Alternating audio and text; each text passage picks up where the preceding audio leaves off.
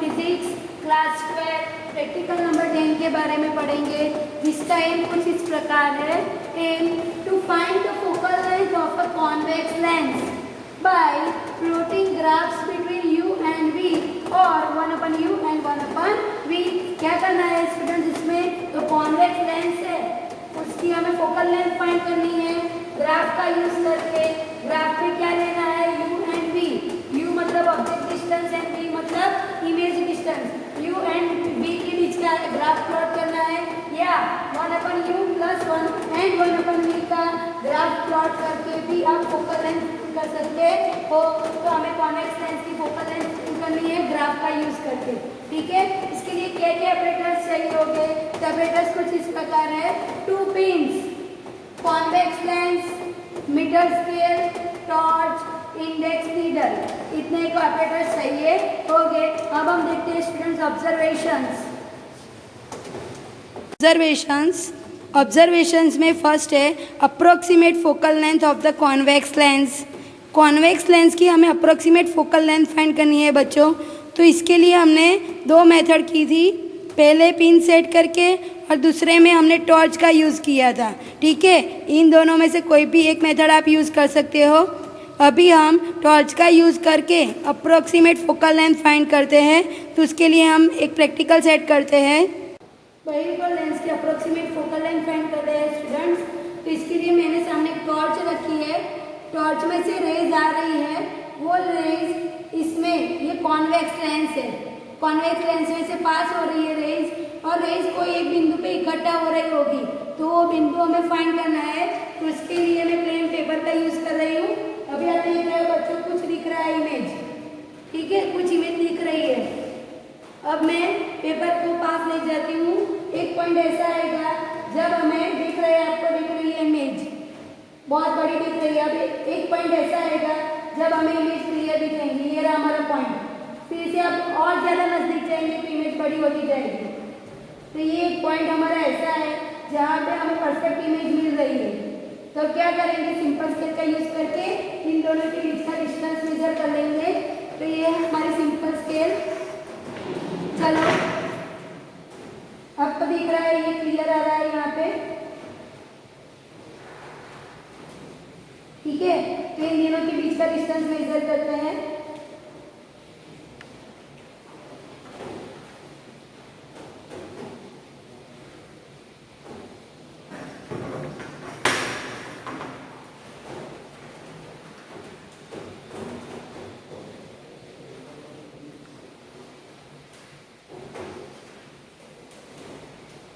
यहाँ पे आ रहा है स्टूडेंट्स, और ये पॉइंट अप्रोक्सीमेटली 19 सेंटीमीटर मिल रहा है, 19 सेंटीमीटर।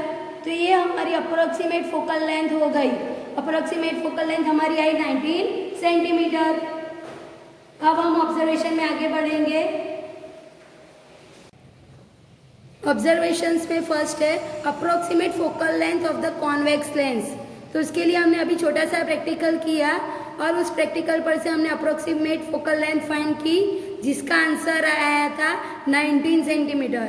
तो फर्स्ट में हम लिखेंगे 19 सेंटीमीटर, ठीक है। फिर उसके बाद है length of the index needle as measured by the metre scale, यानी कि मीटर स्केल का यूज करके ये जो हमारी इंडेक्स नीडल है, इसको हम बोलेंगे इंडेक्स नीडल। ये जो हमारी इंडेक्स नीडल है, इस इंडेक्स नीडल की हम लेंथ फाइंड करेंगे सिंपल स्केल का यूज करके। तो वो कैसे फाइंड करेंगे, तो आप देख सकते हो, मैं एक सिंपल स्केल ले रही हूँ। ये है मेरी सिंपल स्केल। सिंपल स्केल पे 0 से मैंने ये इंडेक्स नीडल रखी और इसकी लेंथ फाइंड कर रही हूँ। तो इसकी लेंथ बच्चों आप देख रहे हो 24.5 सेंटीमीटर अप्रॉक्स आ रही है, 24.5 सेंटीमीटर, ठीक है, 24.5 सेंटीमीटर। तो अब मैं length of the index needle में लिखूंगी 24.5 सेंटीमीटर, यहाँ पे आएगा 24.5 सेंटीमीटर। फिर क्या है, थर्ड ब्लैंक है thickness of the thin convex lens. हमें जो कन्वेक्स लेंस हम जो यूज़ कर रहे हैं उसकी थिकनेस यहाँ पे लिखनी है।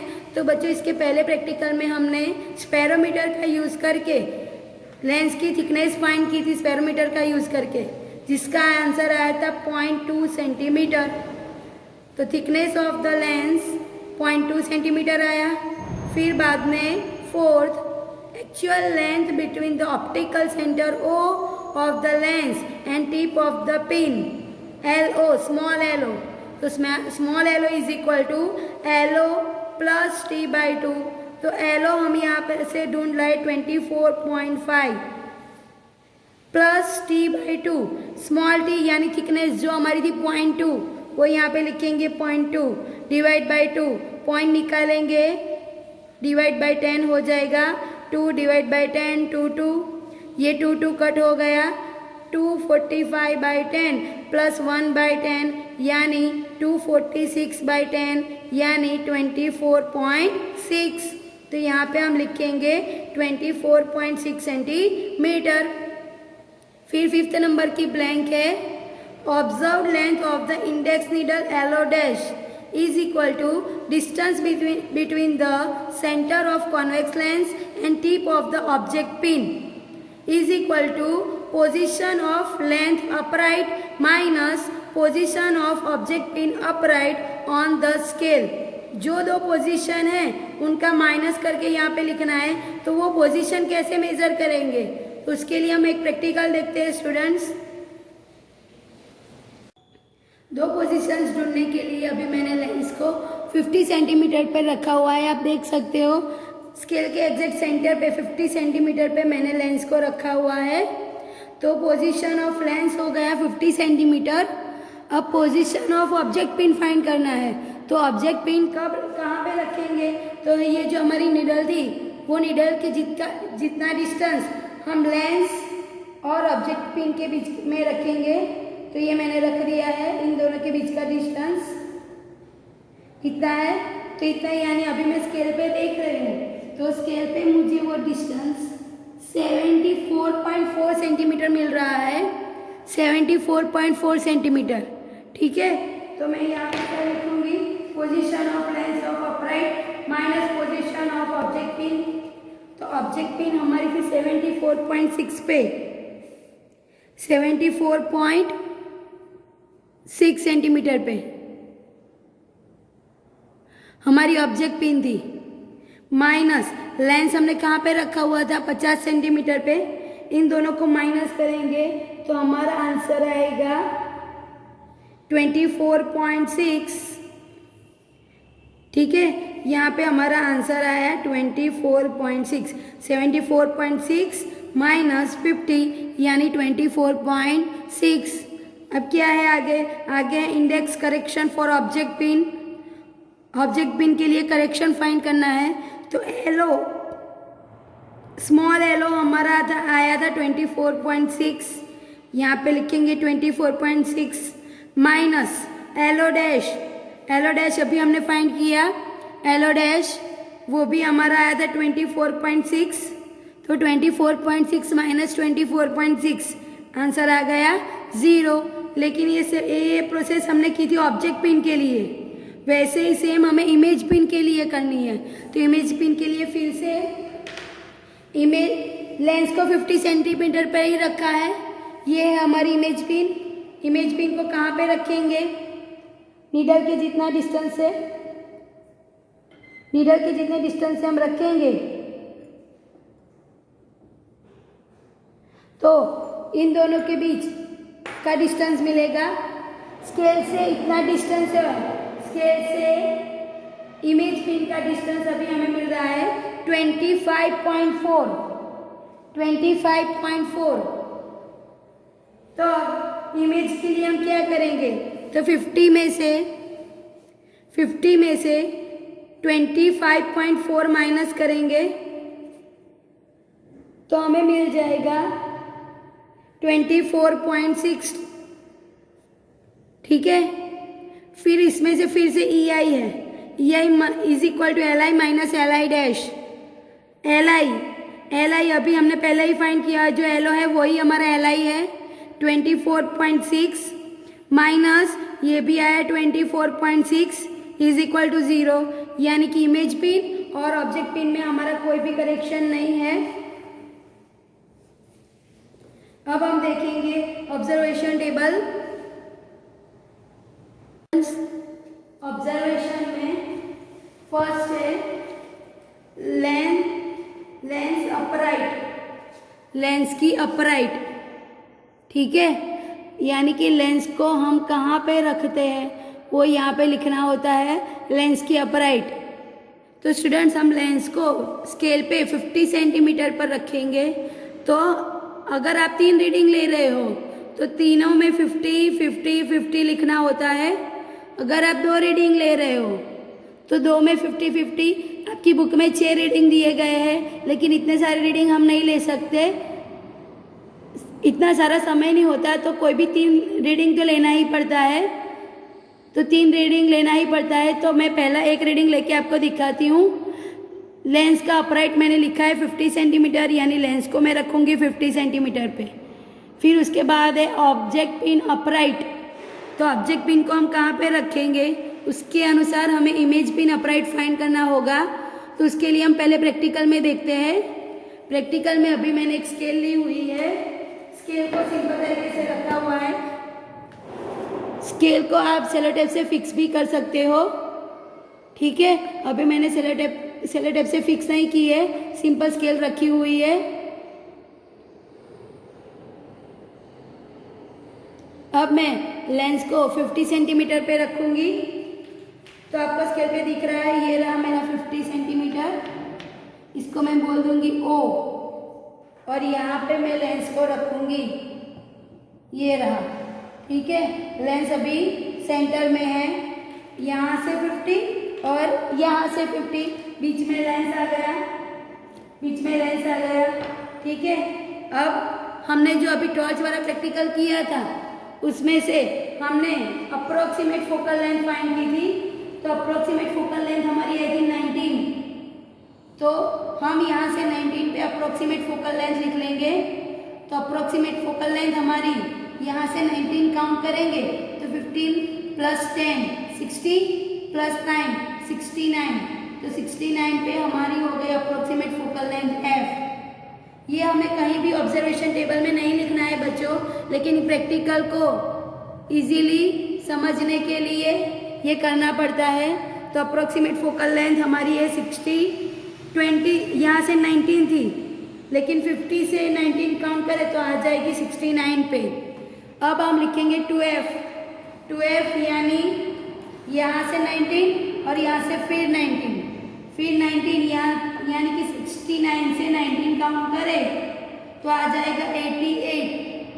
तो ये हमारा हो गया 2F। यहाँ से इतना डिस्टेंस है 38 का, और यहाँ से इतना डिस्टेंस है 19, ये 19 पूरा हो गया 38, ठीक है। तो इस तरफ मैंने F और 2F लिख लिया है। वैसे ही दूसरी तरफ भी मैं लिख लूँगी। दूसरी तरफ F कहाँ पे आएगा, तो सेंटर में 50 है, तो 50 में से 19 माइनस करूँगी, 15 में से 19 माइनस करूँगी तो मुझे मिल जाएगा 31। तो ये मेरा हो गया F। फिर अप्रोक्सीमेट है, ये सब अभी अप्रोक्सीमेट चल रहा है। फिर 2F यानी यहाँ से फिर से 19 काउंट करना होता है। 31 में से 19 माइनस करूँगी तो हमें मिल जाएगा 12। तो ये मेरा हो गया 2F। 0 F 2F। ये सब डिनोट इसीलिए किया है कि प्रैक्टिकल इजीली से हम समझ सके, ठीक है बच्चों। तो अब हम क्या करते हैं, अब हम करते हैं ऑब्जेक्ट को कोई एक पोजीशन पे फिक्स करते हैं। सपोज मैं अभी ऑब्जेक्ट को 2F पे फिक्स कर रही हूँ। रेड पिन यानी ऑब्जेक्ट पिन और वाइट पिन यानी इमेज पिन। तो ऑब्जेक्ट पिन को पहले सेट करना होता है, उसके अनुसार हम इमेज पिन को थोड़ा सेट करके रीडिंग ला सकते हैं। लेकिन कब तक सेट करना होता है, जब तक इन दोनों के बीच का पैरेलक्स रिमूव ना हो जाए। तो अभी मैं ऑब्जेक्ट को 2F पे रख रही हूँ, इमेज को 2F पर रख के ऐसे सेट करूँगी जब तक मेरा पैरेलक्स रिमूव ना हो जाए। तो मैं अभी सेट करती हूँ बच्चों।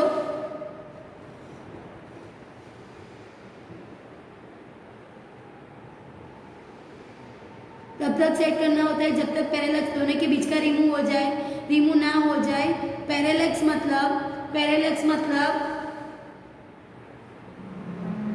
जो ऑब्जेक्ट रखा वो ऑब्जेक्ट की इमेज इस लेंस में दिखेंगी और उस इमेज पर ओरिजिनल इमेज हमें सेट करनी होती है।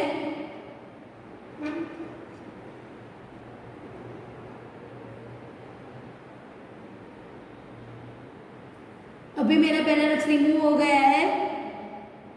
मैं अभी आपको दिखाती हूँ मेरा पैरेलक्स रिमूव हो गया है। तो ये मेरा रीडिंग आ गया। ये रीडिंग मैं ऑब्जर्वेशन टेबल में लिख लूँगी। पहले मैं आपको दिखाती हूँ मेरा पैरेलक्स रिमूव हो गया है। आप देख सकते हो बच्चों पैरेलक्स रिमूव हुआ है। पैरेलक्स रिमूव हुआ है।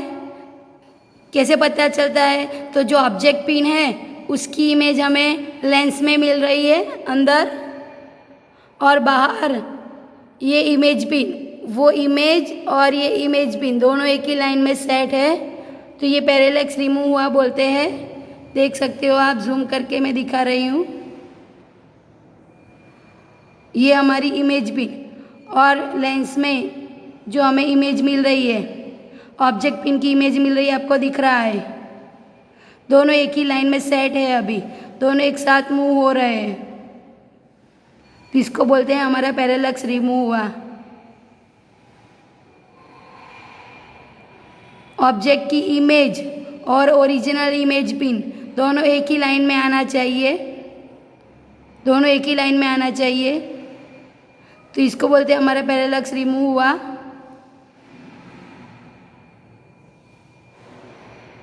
ये जो रीडिंग आए ये अब हम ऑब्जर्वेशन टेबल में लिख लेंगे। स्टूडेंट्स, आप इमेज पिन को चेंज कर दोगे तो हमें पैरेलक्स रिमूव हो जाएगा। रिमूव हो जाएगा, पैरेलक्स नहीं मिलेगा। देख सकते हो आप, अभी मैं इमेज पिन को रिमूव कर दिया, अपनी जगह से हिला दिया है। तो देखो दोनों एक ही लाइन में नहीं आ रहे हैं। इमेज पिन कहीं और है और इमेज कहीं और है। दोनों के बीच डिस्टेंस है। दोनों के बीच डिस्टेंस है। तो ये आपका रीडिंग नहीं बोल सकते।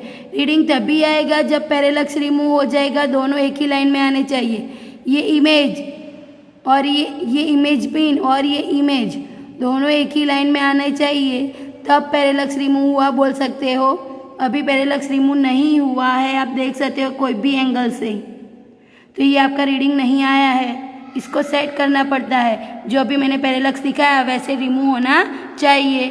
ठीक है। यहाँ पे एक बात बच्चों आपको याद रखनी है कि जिस तरफ हम इमेज रखते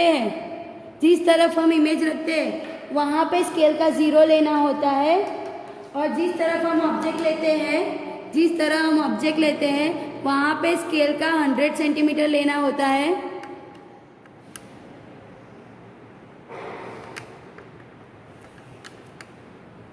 ये मैंने 100 सेंटीमीटर लिया हुआ है, और यहाँ पे जिस तरह मैंने इमेज रखी है वहाँ पे मैंने स्केल पे 0 लिया हुआ है।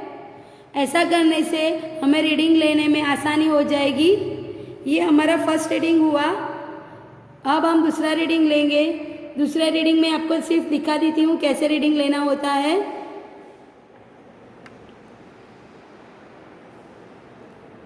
अब मैं ऑब्जेक्ट और इमेज को अलग अलग डिस्टेंस पे रखूँगी।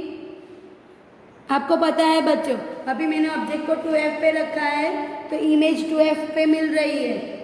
अब मैं ऑब्जेक्ट को 2F और F के बीच में रखती हूँ तो आपको पता है इमेज कहाँ जाएगी? 2F से दूर जाएगी। तो ये इमेज हमारी 2F से दूर जाएगी, और इसको इस प्रकार सेट करना है जब तक पैरेलक्स रिमूव ना हो जाए।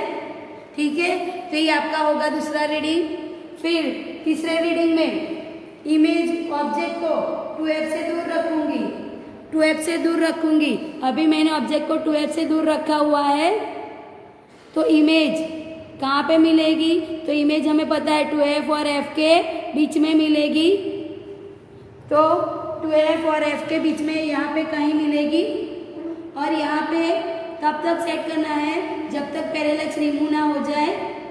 कोई एक डिस्टेंस पे पैरेलक्स रिमूव हो जाएगा तो वो जो डिस्टेंस आएगा वो सब डिस्टेंस हमें ऑब्जर्वेशन टेबल में लिखने होंगे। जो मैंने पहला रीडिंग लिया वो मैं ऑब्जर्वेशन टेबल में आपको दिखा रही हूँ। चलो ऑब्जर्वेशन टेबल देखते हैं बच्चों। तो अभी जो मैंने पहला रीडिंग लिया था तब मैंने ऑब्जेक्ट पिन को 2F पे रखा था। 2F मतलब 88 सेंटीमीटर पर मैंने रखा था, तो यहाँ पे मैं लिखूँगी 88 सेंटीमीटर। फिर इमेज पिन को कहाँ पे रखा था, तो इमेज पिन भी हमें मिली थी 2F पे। 2F यानी 12 सेंटीमीटर अभी आपने देखा था, तो यहाँ पे मैं लिखूँगी 12। बाद में observed U is equal to A minus B. A minus B, A है हमारा 50 और B है हमारा 88, तो 50 माइनस 88, तो 50 माइनस 88 करेंगे तो हमारा आंसर आएगा -38। ठीक है, तो ये हमारा है -38। फिर observed V is equal to A minus C. A है हमारा 50 और C है हमारा 12, तो 50 में से 12 माइनस करेंगे तो भी आंसर आएगा हमारा 38। फिर corrected U is equal to U plus EO।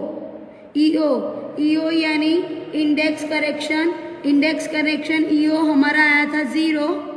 ये रहा इंडेक्स करेक्शन EO हमारा आया था 0, यानी कि हमारा कोई करेक्शन नहीं है, तो U plus 0 is equal to हमारा U ही हो जाएगा। और U हमारा आया -38, तो मैं यहाँ पे लिख लूँगी -38। फिर करेक्टेड V प्लस EI भी हमारा आया था 0, हमारा कोई करेक्शन नहीं है। EI हमारा आया था 0, तो V प्लस 0 यानी V, और V हमारा आया था 38, तो मैं यहाँ पे लिखूँगी 38।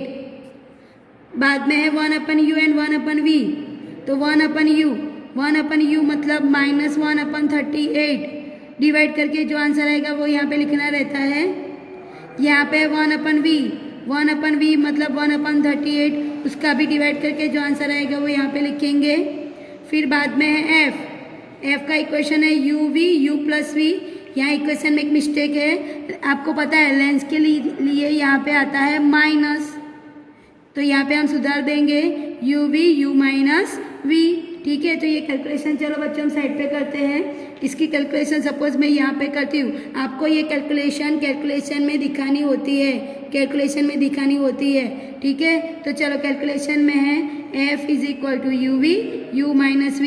इसमें वैल्यू रखूँगी। U कितनी है, तो U आया हमारा -38, V आया हमारा 38, U आया -38, V आया हमारा 38, यानी 38 मल्टीप्लाई होगा और नीचे प्लस होगा, तो ऊपर आएगा -1444 और नीचे इन दोनों का प्लस, तो वो प्लस हमारा आएगा 76, वो भी आएगा माइनस, तो ये दोनों माइनस क्या हो जाएंगे, प्लस हो जाएंगे, तो हमारा F आएगा, इन दोनों को डिवाइड करेंगे तो F आएगा 19, तो यहाँ पे मैं लिख लूँगी F आया हमारा 19। अब डेल्टा F कैसे फाइंड करेंगे, तो डेल्टा F फाइंड करने के लिए हमें कैलकुलेशन में एक इक्वेशन दिया हुआ है, वो इक्वेशन सॉल्व करेंगे तो हमें क्या मिल जाएगा, डेल्टा F मिल जाएगा। ये मेरा पहला रीडिंग था बच्चों। आपको ऐसे 3 रीडिंग लेने होते हैं। 3 रीडिंग, एक ऑब्जेक्ट को 2F पे रखो, इमेज 2F पे मिलेगी। ऑब्जेक्ट 2F से दूर रखो, इमेज F और 2F के बीच मिलेगी। ऑब्जेक्ट को F और 2F के बीच में रखो तो इमेज 2F से दूर जाएगी। ऐसे 3 रीडिंग आपको लेने होते हैं और तीनों की ये पूरी कैलकुलेशन करनी होती है। पहले रीडिंग से F1 मिलेगा, दूसरे से F2 मिलेगा, तीसरे से F3। तीनों की एवरेज लेंगे तो हमें एवरेज F मिल जाएगी। ये सारा आपको कैलकुलेशन में दिखाना पड़ेगा। तो अब हम देखते हैं कैलकुलेशंस। अब हम देखते हैं बच्चों कैलकुलेशन में पहले फाइंड करना होता है F1, F2 और F3। अगर हमें यहाँ पे F1 फाइंड करना है तो यहाँ पे लिख लेंगे 1 1 1 1। इस इक्वेशन में सब वैल्यू रखेंगे जो मैंने कैलकुलेशन आपको साइड में दिखाई थी। वैसे ही 3 कैलकुलेशन, अगर आप 3 रीडिंग ले रहे हो तो 3 कैलकुलेशन आपको यहाँ पे लिखनी होगी। F1 फाइंड करना है, F2 फाइंड करना है, F3 फाइंड करना है। ठीक है, यहाँ पे एक प्रिंटिंग मिस्टेक होगी, आपकी बुक में प्लस है, वो माइनस कर देना है। तो यहाँ पर से मिल जाएगा हमें F1, ऐसे ही हमें मिलेगा F2, ऐसे मिलेगा F3। इन तीनों का प्लस करके डिवाइड बाई 3 करेंगे तो हमें क्या मिल जाएगा, एवरेज F मिल जाएगा। ठीक है, फर्स्ट सेकंड थर्ड में आएगा error delta F is equal to F square, bracket में delta U by U square plus delta V by V square. पहली एरर फाइंड करनी है, पहला जो प्रैक्टिकल किया उसमें क्या एरर है तो उसको बोलते हैं डेल्टा F1। तो यहाँ पे भी 1 लिखना रहता है, यहाँ पे भी 1, यहाँ पे भी 1। F1 जो फाइंड किया पहले प्रैक्टिकल में से जो F1 आया वो यहाँ पे लिखना है, पहले प्रैक्टिकल में जो U1 आया और जो V1 आया वो यहाँ पे लिखना रहता है। ये तीनों तो समझ आ गए, लेकिन ये डेल्टा U और डेल्टा V क्या है, तो डेल्टा U और delta V LCM list count of the scale है। जो हमने सिंपल स्केल ली थी उसकी लिस्ट काउंट क्या होती है बच्चों, तो आपको पता है 1 mm, वो 1 mm तक मेजर कर सकता है। तो 1 mm उसकी लिस्ट काउंट हुई, तो delta U and delta V वो हमारी लिस्ट काउंट होगी, तो वो 1 mm आएगी। mm को हम सेंटीमीटर में लिखेंगे, तो delta U and delta V क्या बन जाएगा 0.1 सेंटीमीटर में। ठीक है, तो delta U and delta V 0.1 आ गया। U1 फाइंड किया, V1 फाइंड किया, F1 फाइंड किया, इन तीनों को यहाँ पे रखेंगे तो डेल्टा F1 मिल जाएगा। वैसे ही डेल्टा F2 फाइंड करना होता है, यहाँ पे सब जगह पे 2 रख लेना है और फिर से डेल्टा F3। 3 एरर फाइंड करोगे तो उसमें से जो एरर मैक्सिमम आएगा उसको आपको रिजल्ट में लिखना होता है। ठीक है, तो ये हो गया एरर। उसके बाद है ग्राफ, तो ग्राफ U वर्सेस V का है, दूसरा ग्राफ 1/U वर्सेस 1/V का है। U में 0, -10, -20, -30, -40, V में 10, 20, 30, 40, ये माइनस आएगा ये प्लस आएगा, इसलिए ग्राफ इस प्रकार है। ये आपको 1/U एंड 1/V है, जो U आया था उसको 1 से डिवाइड कर देंगे तो यहाँ पे आ जाएगा 0.02, 0.04, 0.06, लेकिन सभी माइनस और यहाँ पे सभी प्लस। फिर आपके रीडिंग के अनुसार अभी हमने पहला रीडिंग लिया था, U था -38, तभी V मिला था हमें -38 मतलब 30 के ऊपर 8, यहाँ पे भी 30 के ऊपर 8, तो ये 38 ये 38 दोनों इकट्ठा हो गए तो ये हमें हमारा पहला पॉइंट मिलेगा। इससे ही हम दूसरा पॉइंट और तीसरा पॉइंट ढूंढ के एक ग्राफ बनेगा। वैसे ही 1/U एंड 1/V का भी एक ग्राफ बन जाएगा, ऐसा आएगा। ठीक है, तो ये है ग्राफ के लिए आपकी बुक में पीछे जगह दी होगी, अगर जगह ना हो तो आपको अलग से ग्राफ पेपर लेके उसमें ये दोनों ग्राफ ड्रॉ करने हैं और वो ग्राफ आपको बीच में चिपका देने के हैं प्रैक्टिकल के बाद। ठीक है, तो ये हो गया ग्राफ कैलकुलेशंस। अब हम देखेंगे result. The focal length of the given converging thin convex lens में फर्स्ट है from calculation as shown in observation table F plus और माइनस डेल्टा F। तो यहाँ पे F क्या लेना है बच्चों, तो आपको यहाँ पे लिखा हुआ है here F is a mean value of the focal length, यानी जो 3 F1, F2 और F3 फाइंड करेंगे उसको डिवाइड बाई 3 करेंगे तो जो हमारा F आएगा एवरेज वो यहाँ पे लिखना होता है प्लस और minus delta F। Delta F में क्या लिखना है, तो हमारी जो एवरेज आती है, हमारी जो एरर आती है एरर, वो एरर में से जो मैक्सिमम एरर आती है वो हमेशा यहाँ पे लिखनी रहती है। यहाँ पे लिखा हुआ है, देख सकते हो आप, maximum of 6 values of delta F is to be reported within the result as the experimental error। जो एरर आती है वो एरर में से जो मैक्सिमम एरर आती है वो यहाँ पे लिखना रहता है। फिर उसके बाद है from U versus V graph. U versus V graph से क्या फोकल लेंथ आई वो जो फाइंड करके यहाँ पे लिखना रहता है। U वर्सेस V का ग्राफ ऐसे आएगा, उसकी फोकल लेंथ फाइंड करने के लिए हमें एक इक्वेशन दिया हुआ है, इसको सॉल्व करेंगे तो हमें मिल जाएगा U वर्सेस V के ग्राफ पर से F, फिर बाद में है फ्रॉम 1/U एंड 1/V। तो 1/U एंड 1/V का ग्राफ कुछ इस प्रकार आएगा स्टूडेंट्स, इस प्रकार आएगा। इसमें F फाइंड करने के लिए इक्वेशन दिया हुआ है 2 अपन O A dash plus O B dash, ये हमारा होगा ओ बी डैश और ये हमारा होगा ओ A dash, O A dash. तो O A dash and O B dash को यहाँ पे रखेंगे, उसको सॉल्व करेंगे तो हमें मिल जाएगा फोकल लेंथ। ठीक है, फोकल लेंथ जो आएगी वो यहाँ पे लिखनी होती है। तो इस प्रकार हमें 3 फोकल लेंथ मिलेगी, ये और ये तीनों का आंसर अप्रोक्सीमेट एक दूसरे के करीब आना चाहिए, तभी हमारा प्रैक्टिकल सही हुआ। और ये हमारा प्रैक्टिकल यहाँ पे ख़त्म हुआ।